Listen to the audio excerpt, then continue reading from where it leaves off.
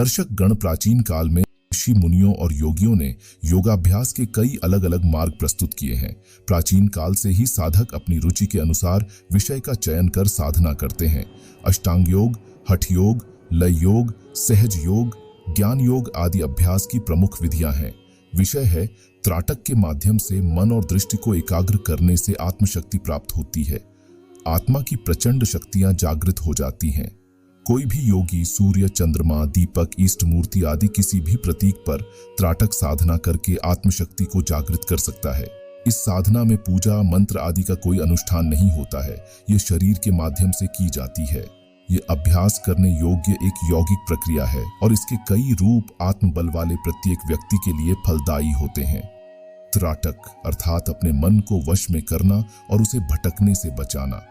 दरअसल सरल अर्थों में यह एक ऐसी साधना है जिसमें साधक अपने मन को बांध लेता है और अपने अंतर्मन को जागृत कर लेता है, अर्थात साधक अपने मन को स्थिर कर लेता है।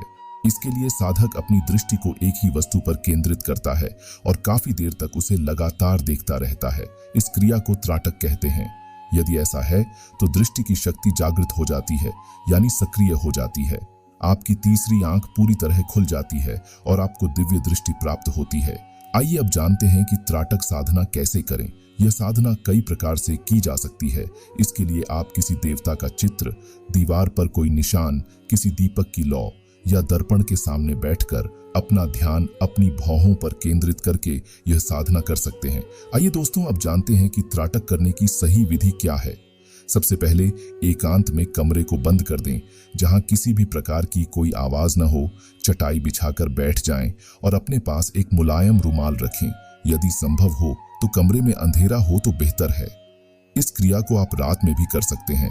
अब अपने सामने एक दर्पण या दीपक की लौ रखें या फिर दीवार पर निशान बना सकते हैं। अब अगर आप शीशे के सामने बैठे हैं तो अपना ध्यान अपनी भौहों पर केंद्रित करें। अपनी दृष्टि को दीपक की लौ या दीवार पर बने प्रतीक पर केंद्रित करें, लेकिन ध्यान रखें कि इस साधना के लिए आपने जो माध्यम चुना है वह आपकी आंखों के ठीक सामने और कम से कम 2 फीट की दूरी पर हो। अपनी आंखें झपकाएं और उस माध्यम पर ध्यान केंद्रित करें। अभ्यास की कमी के कारण शुरुआत में थोड़ी असुविधा होगी। आपकी आंखों में पानी आ जाएगा और आपको पलकें झपकाने जैसा महसूस होगा, लेकिन जहां तक संभव हो अपनी पलकें न झपकने दें। आंखों में जलन भी होगी, पानी भी गिरेगा। यदि पानी गिर रहा हो तो मुलायम रुमाल का प्रयोग करें। इसे हल्के से पोंछ लें। अगर ज्यादा जलन हो तो कुछ क्षण रुकें, अपनी आंखें बंद कर लें, लेकिन उन्हें तुरंत न खोलें। कुछ देर बाद यही क्रिया दोहराएं। पहले कुछ दिनों में इस क्रिया को कुछ देर तक करें और फिर इसकी समय सीमा बढ़ा दें। जब इसकी अवधि 10 से 15 मिनट तक पहुंच जाए तो छोड़ दें। इसलिए त्राटक करने के बाद आप अपनी आंखें बंद कर लें और उसी माध्यम को देखने की कोशिश करें। कुछ दिनों तक आपको यह अस्थिर नजर आएगा। जैसे जैसे त्राटक की समय सीमा बढ़ती जाती है, यह माध्यम कुछ हद तक स्थिर होने लगेगा और आपको महसूस होगा कि उस माध्यम पर एक पीली रोशनी जा रही है। उस समय आप आंखों के बीच के पास एक पीला धब्बा भी देख सकते हैं, जो कभी दिखाई देगा और कभी गायब हो जाएगा।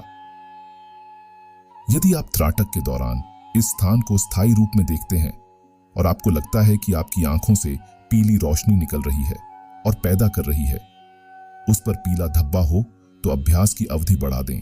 और जैसे जैसे अभ्यास बढ़ता है, कभी कभी पीले की जगह हल्के लाल या हरे धब्बे दिखाई देने लगते हैं। रंग भी दिख सकता है। कभी कभी इस धब्बे का रंग नीला या कभी कभी चमकीला भी हो सकता है। जब यह नीले रंग में स्पष्ट दिखाई देने लगे तो समझना चाहिए कि साधक के मन में स्थिरता आ गई है। अब साधक अपनी आंखों से नीली रोशनी देख सकता है। वह लग जाएगा और उसमें असाधारण शक्ति समाहित होने लगेगी। आपको अपने योग का समय और स्थान भी निश्चित रखना चाहिए। दोस्तों, तंत्र क्रिया का सम्मोहन और वशीकरण इस क्रिया से बिल्कुल अलग है, जिसे तंत्र मंत्र के माध्यम से प्राप्त किया जाता है। लेकिन त्राटक सम्मोहन को सोम सम्मोहन भी कहा जा सकता है और यह सकारात्मक ऊर्जा देता है। त्राटक का अभ्यास करने वाले के पास दूसरे व्यक्ति को सम्मोहित करने की शक्ति होती है। आखिर त्राटक सिद्धि का क्या लाभ है? दोस्तों, इस साधना को करने से नकारात्मक ऊर्जा दूर हो जाती है, स्मरण शक्ति और मानसिक क्षमता बढ़ती है, साधक की एकाग्रता बढ़ती है और किसी भी कार्य को करने की क्षमता में भी काफी वृद्धि होती है। यह साधना काफी हद तक बढ़ती है। इससे सम्मोहन शक्ति जागृत होती है। इस साधना से अनेक सिद्धियां प्राप्त की जा सकती हैं। त्राटक साधना करने वाले साधक को भी सिद्धि प्राप्त होती है। साधक का संबंध किसी के अतीत से होने लगता है। व्यक्ति को जानने की शक्ति प्राप्त होने लगती है। इस साधना के माध्यम से व्यक्ति अपना जीवन बदल सकता है। इस साधना से विद्यार्थियों को बहुत लाभ होता है। साधक में गंभीरता का विकास होता है और सही निर्णय लेने की क्षमता बढ़ती है। इस साधना को करने वाले व्यक्ति का चेहरा कांतिमय हो जाता है और व्यक्तित्व आकर्षक हो जाता है। एकाग्रता बढ़ती है। आंखों से संबंधित सभी रोग दूर हो जाते हैं। यहाँ शरीर और मन दोनों से राहत मिलती है। यह आपको स्वस्थ रखने में भी मदद करता है। यह आपकी थकान, तनाव और सुस्ती को दूर करता है। त्राटक योग आंखों की सभी समस्याओं को दूर करता है। इसे रोजाना करने से आंखें साफ और चमकदार हो जाती हैं। इससे याददाश्त और एकाग्रता भी बढ़ती है। इससे आंखों को मदद मिलती है। यह हृदय रोगों को ठीक करने में भी मदद करता है और अनिद्रा की समस्या को भी ठीक करता है। त्राटक योग करने से मन शांत रहता है। अगर आपको भूलने की बीमारी है तो आप इसे कर सकते हैं। आपकी भूलने की बीमारी बिल्कुल ठीक हो जाएगी। त्राटक योग करते समय इन बातों का रखें ध्यान। त्राटक योग करते समय आप जिस वस्तु पर ध्यान केंद्रित करने जा रहे हैं वह वस्तु अलग होनी चाहिए। कम से कम 1 से 2 फीट की दूरी पर बैठें। शुरुआत में आप 1 से 3 मिनट तक इसका अभ्यास कर सकते हैं। इसके बाद आप ध्यान का समय बढ़ा सकते हैं अपनी क्षमता के अनुसार।